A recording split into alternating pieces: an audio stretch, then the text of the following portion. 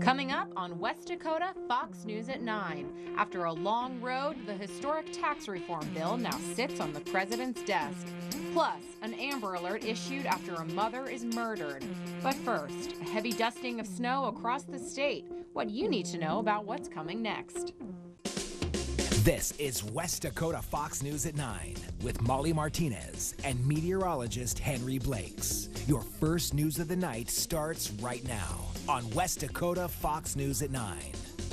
Good evening, I'm Molly Martinez. Tonight we're talking taxes.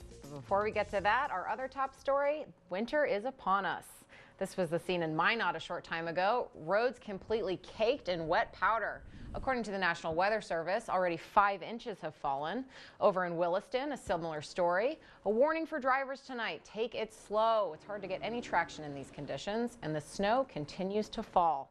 More on that now. We have meteorologist Henry Blakes. Yeah, the snow in the Bismarck area has been falling. Thank you, Henry. Our big story of the day, the passing of the tax reform bill. Reporter Griff Jankin explains there were a few hurdles before this bill passed the finish line. We begin our team coverage tonight with Marcy Bollinger, who's here to explain how this bill got to the president's desk. Well, last night the bill passed the House, but due to a technical error, the vote required a redo in the 11th hour. Today the bill passed again in the House with a vote of 224 to 201. Now, the only thing left is the president's signature. GOP leaders say the aim of the new tax bill is to get more money into your pocket. It's the largest tax cut. Previously, there were 7 individual tax brackets, starting at 10% and reaching 39.6% for incomes above $480,000 for married joint filers. Now, that will all be changing. You know, if you look at your middle income North Dakotans going to benefit. You have the doubling of the standard deduction. You have an enhanced child credit. You have lower rates. I think it's a win-win. The new bill will still have the 7 brackets, starting at 10%, but will only reach 37% for married and joint filers with incomes above $600,000. Rauschenberger says he was concerned that the changes would have a negative impact on state funding. Now that we've been actually applying it to our 500,000 individual income tax returns and running that through the system with the most recent version of the bill, we're starting to see that come in more of being a wash than being a negative impact. Rauschenberger says the elimination of personal and dependency exemptions will offset the other cuts. The president has been saying that we'll feel these tax cuts when our paychecks get a little bigger by February. But we're told it will also become apparent when it's time to actually file our taxes. Many people complain about how time-consuming and complicated tax reform can be. Cynthia McLaughlin finds out if things will be more simple now. Change is coming to the tax filing process, but will it create more work for your W-2s? Well, like any tax reform, it's jokingly called the Accountants Relief Act of 2017 because it always creates more work for accountants. The new tax reform bill will simplify some returns and add a great deal of complexity to others. In North Dakota, about 80% of people don't itemize. For those people, it will probably have a moderately beneficial effect. The standard deduction doubles under the proposed bill, but we lose any personal exemptions. Let's break it down. Say you're a married couple filing jointly. Each M&M represents $1,000. Your standard deduction, the red M&Ms, will double to $24,000, but you lose $8,000 of personal exemption. So with the new tax code, you would have a net benefit of about $4,000. The goal of the IRS has been to file your tax return on a postcard. I think we're a long ways from that, but it certainly will simplify the process for many people that they may be able to file their own tax return. As for business owners, both small and large, things are about to get complex. Things like entity class selection, what kind of entity you're going to be for tax purposes, throw some of that upside down. Power says aside from that, North Dakotan business owners don't have much to worry about. There's a big change in corporate tax rates for large corporations. We don't have a lot of those in North Dakota, but we do have a lot of small businesses. As with any new piece of legislation, there are winners and losers. In North Dakota, according to John Power, there are more winners than losers. For West Dakota Fox News at 9, I'm Cynthia McLaughlin. Speaking of winners and losers in this bill, the forecast looks pretty good for North Dakota farmers. Today I went to find out what effect the bill will have on one of our biggest industries. Is laid upon the table. Republican lawmakers are reaping what they sow, and North Dakota farmers are now asking what this new tax package means for them. Senator John Hoeven says the new tax bill will, quote, provide the nation's small businesses, farmers, and ranchers with relief. But as those North Dakota crops grow, so will the national debt. On the issue of whether it's going to be fiscally responsible, this bill will in fact be a budget buster and grow our debt and deficit by at least $1 trillion. Darrell Lease, the president of the NDFB, isn't too concerned with that. Over the last 8 to 9 years, we grew the national debt $8 to $10 trillion, and we actually enhanced crop insurance in that time frame. Lease welcomes the new system. I think it's going to be pretty positive for North Dakota farmers and ranchers. You know, we upped the 179 deduction to $1 million. That's going to be a positive. In terms of winners and losers in this bill, according to tax experts, the forecast for farmers looks good. It's not going to affect them in their capacity as farmers. It's just going to limit their ability to deduct their property taxes on their individual homes, but not their farmland or farm equipment.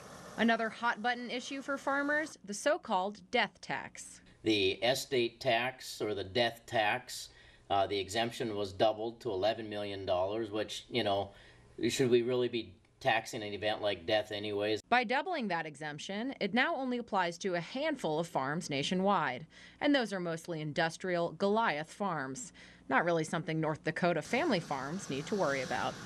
Now on to taxes and business. Microbreweries are becoming more and more popular all over the country, and the new tax bill could mean even more will pop up. John Salling visited Laughing Sun Brewery in downtown Bismarck with the details. John?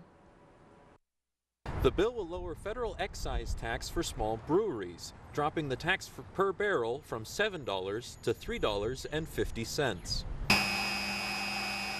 Brewers at Laughing Sun say the tax cut would save them about $1,500 a year.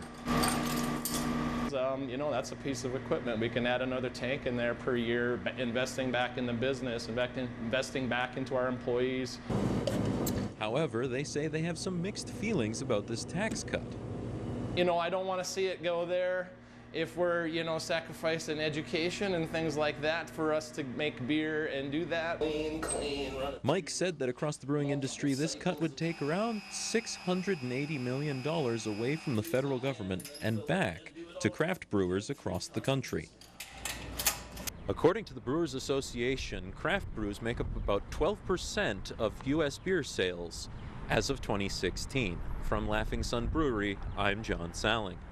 3 months ago, when President Donald Trump was rolling out his tax reform bill, he came here to North Dakota to shore up support for the legislation. He spoke to a crowd of more than 700 people at the Endeavor refinery in Mandan to highlight how the state's energy industry could benefit from his proposals. Cliff Naylor reports.